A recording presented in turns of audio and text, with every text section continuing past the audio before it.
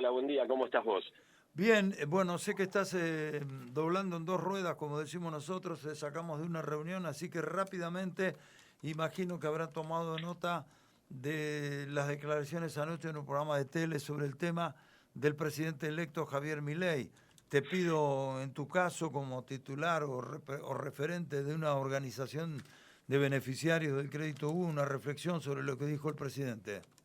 Bueno, básicamente el presidente electo refleja la concepción prevaleciente en todos estos años, porque básicamente más allá de los discursos, lo que se ha demostrado es que la actitud de los gobiernos sucesivos es tratar el asunto como un problema entre privados.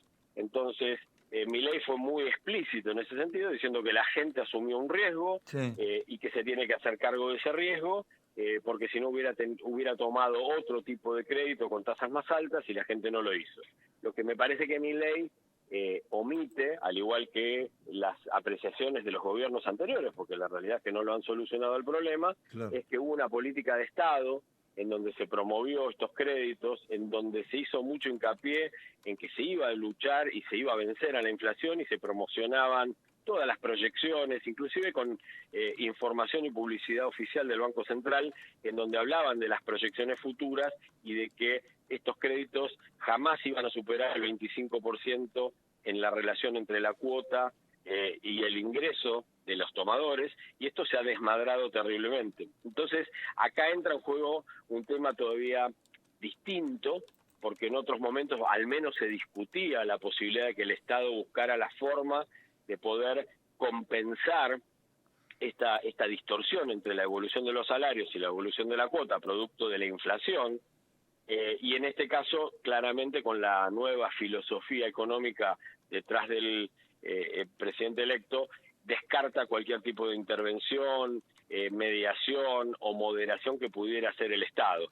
Quiero recordar que el colectivo UBA jamás pidió que el Estado ponga dinero, ni del Estado ni de los contribuyentes, sino que buscaba una propuesta de moderar el índice de actualización de estos créditos, que es por inflación, y moderar tasas de interés para tratar de mantener los equilibrios originales cuando los tomó la gente. No es no pagar, ni es que el Estado Claro. se haga cargo de nada, sino Claro. tener un esquema que sea más parejo con la evolución salarial de los tomadores. Además, siendo más allá de la responsabilidad por la decisión que se tomó en su momento, impulsada por los cantos de sirena establecidos, como decís vos, en aquel momento, incluso hasta por el Banco Central, con promociones y reportajes de los altos funcionarios diciendo que era bueno, que podía ser bueno y qué sé yo, qué sé cuánto, en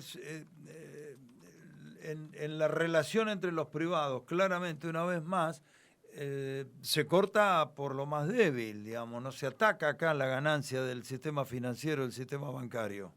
Que ahí Clara, también podría haber una caricia para quienes hoy están pagando ese crédito. exactamente. Primero que hay que tener en cuenta que estamos hablando en el caso hipotecario 100.000 familias, o sea, no es un universo enorme. ¿Cuántas? De 100.000 familias para lo que es el sistema bancario no es un universo inmanejable en términos de lo que habría que hacer. Perdón, La postura, te interrumpo. sí. Como dijiste vos, el colectivo UBA, digamos, todas las personas todos los que han sacado estos créditos hace ya algunos años, suman 100.000 en toda la Argentina. Aproximadamente 100.000 familias tienen hipotecados, son hipotecados UBA. Después hay personales en su momento y prendarios, que es otro universo que no te quiero dar una Claro. cifra porque son créditos más cortos que quizás fueron variando, pero hay más o menos 100.000 familias que tomaron créditos hipotecarios, de los cuales el 70 y pico por ciento de esos créditos están en bancos oficiales, nación, provincia, ciudad, con lo cual tiene herramientas el Estado como para plantear un poco la idea del esfuerzo compartido, que lo que planteamos nosotros es que los bancos a partir de ahora ganaran menos y no que no ganaran, producto de todo lo que ganaron por encima, ¿no? Esa era una de las propuestas generales sobre las que se basaba el pedido nuestro.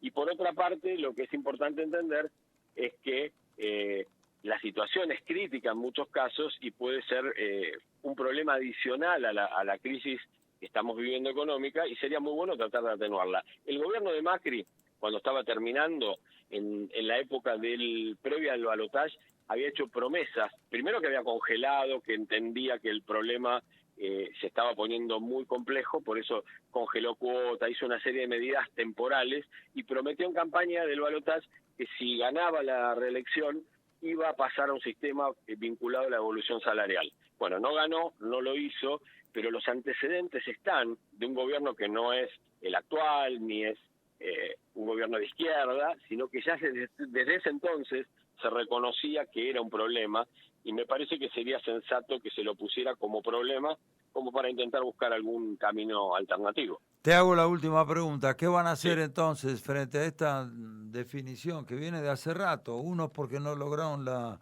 reelección, el otro que ganó, que dijo me voy a ocupar y no se ocupó, y este que te dice antes de asumir, me quedó la sensación, si yo fuera un, entre comillas, beneficiario después de haber escuchado ayer al presidente, a mí me quedó la sensación que al presidente le faltó decir, sacaste un crédito UBA, jodete, una cosa por el estilo.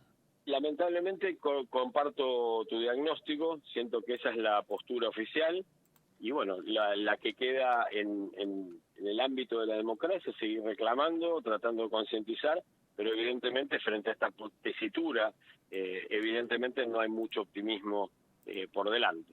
Seguiremos planteando, seguiremos explicando y tendremos que buscar agotar todas las vías. Entiendo que también está la vía judicial, porque si se agudiza el proceso inflacionario y la distorsión entre salarios y el costo de la cuota, habrá que hacer cada vez más reclamos judiciales para ver que preservar la gente que pondría en juego su vivienda. Creo que es la única que queda. Difícilmente se consiga el Poder Ejecutivo alguna decisión, veremos qué pasa en el Congreso, pero bueno, la realidad es que no hay una cuota de optimismo frente a este problema.